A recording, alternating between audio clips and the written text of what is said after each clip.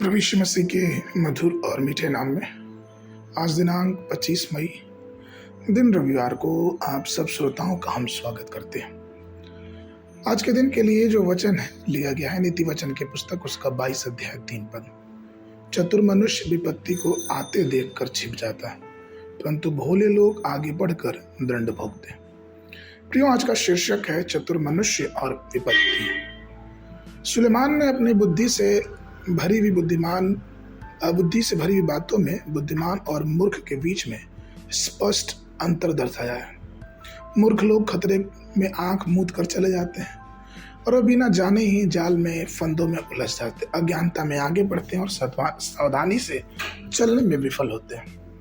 लेकिन जहाँ रही बुद्धिमान की बात, तो बुद्धिमान विवेकशील लोग होते हैं, वे खतरे को भांप लेते हैं। उदाहरण के लिए अगर हम वचन में देखें तो आपको पता चलेगा यीशु मसीह के साथ 2 बार ऐसी घटना हुई जहाँ पे एक बार लोग उन्हें राजा बनाना चाहते थे और एक बार लोग उन्हें पकड़ के पहाड़ी पर से गिराना चाहते थे।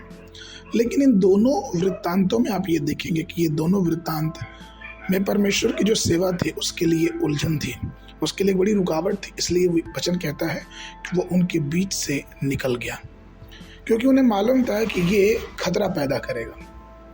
एलिया के बारे में वचन कहता है, पहला राजा 17 अध्याय के पहले पद में, इस्राएल का परमेश्वर यूं कहता है, जिसके सन्मुख में उपस्थित रहता हूँ, उसके जीवन की शपथ इन वर्षों में मेरे बिना कहे न तो मेघ बरसेगा और न ओस पड़ेगी।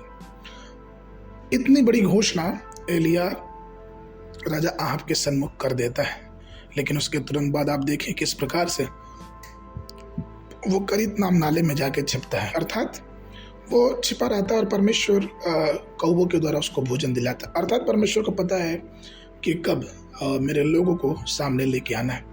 ठीक उसी प्रकार से प्रियो, हमें भी अपनी चीज़ों को, कई बार ये होना चाहिए कि सेवा में आध्यात्मिक चीज़ों को, आध्यात्मिक वरदानों को भी हमें अपने तक सीमित मतलब उसे दिखावे के लिए इस्तेमाल नहीं करना चाहिए। हमें प्रभु की सेवा के लिए इस्तेमाल करना चाहिए, लेकिन उसे दिखावे के लिए नहीं। मत्ती उसका 6 अध्याय 17 और 18 पद कहता है कि परंतु जब तू उपवास करे तो अपने सिर पर तेल मल और मुंह धो, ताकि लोग नहीं परंतु तेरा पिता जो गुप्त में है तुझे उपवासी जाने। इस दशा में तेरा पिता जो गुप्त में देखता है तुझे प्रतिफल देगा।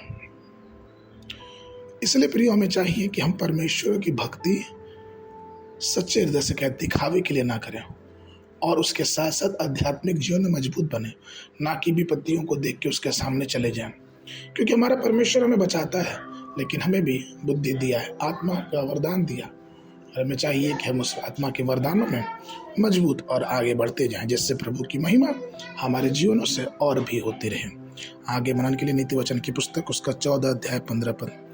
भोला तो हर एक बात को सच मानता, परंतु चतुर मनुष्य समझ बूझ कर चलता है। बाइबल अध्ययन के लिए सुबह के समय पहला इतिहास 25, 26 और 27 अध्याय, शाम के समय यूहन्ना 9 अध्याय 1 पद से लेकर 23 पद तक। परमेश्वर आप सबको आशीष देवे, सबको।